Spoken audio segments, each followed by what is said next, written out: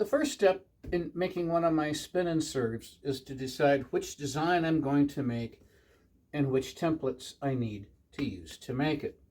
So this shape and these individual shapes are all made with the same template, and I will show how that's done here in a minute. And of course, they're all reversible. One side is going to have just a single veneer, and one side has the pattern to it. This is another design I call the Mariner's Star. Another set of templates to make these, and I'll show you how that's done. The first step is to go through and identify just which templates I need to use to make any particular design. Some of the veneers really want to split, and so I actually have to cover them with tape so that they don't split when I'm cutting them. And then I simply cut around the template. And oftentimes I'll need to make 2 passes to get a clean cut.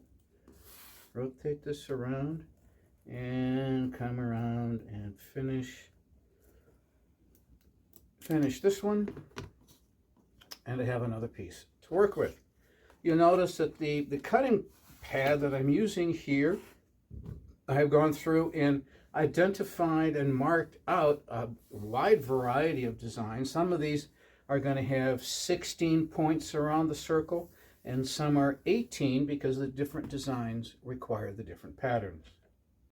I'm actually going to start working on a pattern that starts with this outside wreath, which is made by a series of these shapes that I was just cutting, and if I put them together correctly, they will make a circle. So let's set this aside.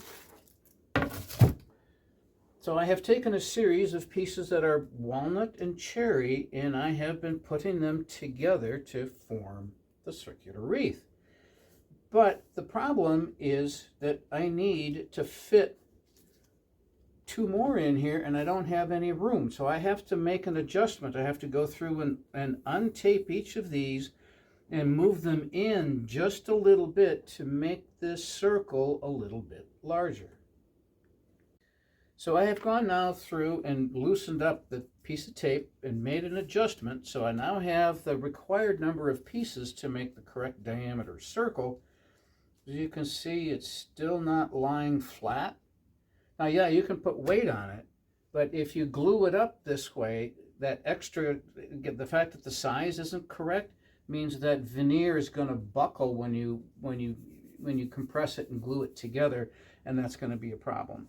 So what I will do now is simply come down and loosen this little piece of tape and pull that out just to actually make just a tiny little adjustment there. And that's a little better. Now let's come down to this one. So now it's kind of like tuning a piano. You have to go through each of these, or at least several of these little pieces. And just see how this is now better? Got maybe a little bit of an adjustment here to pull that one like so. That looks, again, subtle changes, but I have learned over time that those little subtle changes lead to success. Thought you might find this interesting. So you saw me go through and tape these all together and make adjustments so that it would lie flat. I then brought it over to this other one that I had made, and I would lay it down, and I could see that if I line up the pattern, because these are all made with the same template, notice that it tracks okay here, but by the time you get down here, maybe you can't see it in the camera, but it's coming up a little bit short. Maybe if I push it this way, and now you can see the gap here. So this isn't really a perfect circle, and it'll never be a circle. I could spend a day and a half making minute adjustments to this, and it's just not that important. I just thought you'd find it interesting. Now that I have this outer ring put together and made as circular as I can, I have now gone and taken some of the maple that I have, cut a few strips together, taped them together, and then used yet another template to cut around it and make this piece. Next step is to put this on here in such a way that it is centered this circle within this circle. And I don't know whether it will show up on camera, but you can see a pencil line. I have taken my compass. We all have the big compass, right? And so I have used this to go around and create a line that I can now use to center this and get this set as close as possible. You know, it's not likely to be perfect, but close enough. And now I will take and tape it in place. Next step now is to take my box cutter and go around and cut around each of these. And as I cut each one, I'll tape it in place and do the next one and tape it in place. Work my way around the inside and then around the outside, and I'll bring you back when I've got that done. Well, as you can tell that I've changed my shirt. Some time has gone by. I have finished taping everything. I have finished cutting everything with my box cutter, very patiently going around to each of these curves. And now I'm ready to turn it over and remove that piece. And you can see there's always just a few places that didn't cut all the way through, and so I have to go around and condense them all to come loose. A little bit right there.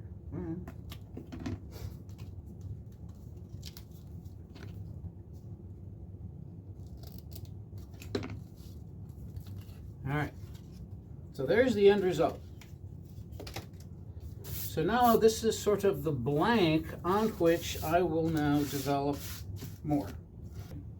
Now I need to determine just what, do I want to just leave it this way, or do I want to take it further? What I think I want to do is to add flowers. And sometimes I will do it with 2 flowers. Sometimes I will stagger them. And of course you have to add, you know, flower stems. And once you add the stems, then I will come in and add some leaves to it. And sometimes it will be just a single pair. Sometimes I will go, by putting one higher, I will then have 2 pair of leaves. Another combination is to tilt this and bring it around this way and add the leaves, and then take this flower and put it here with the stem that comes up this way. And this one being short, so just the one pair, and then another flower perhaps. So the idea is to kind of get the eye to go in a circle. And we'll put that there. Now by the time I get this all taped down, I'll move them and tweak them, and there's lots of last minute, see, this is too close, so I need to make so it's a whole series of adjustments. Once I'm happy with them, then I will come along and tape them down just like I did these pieces and cut around them and inset them in exactly the same process. Sometimes I will use not, maple as the background, but, and I will be right back. I have to step off camera here.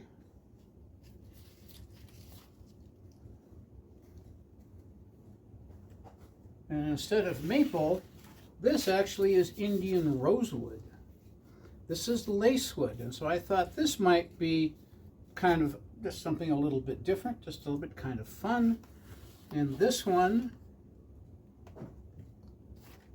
this again is rosewood, and this, what happened to, there it is.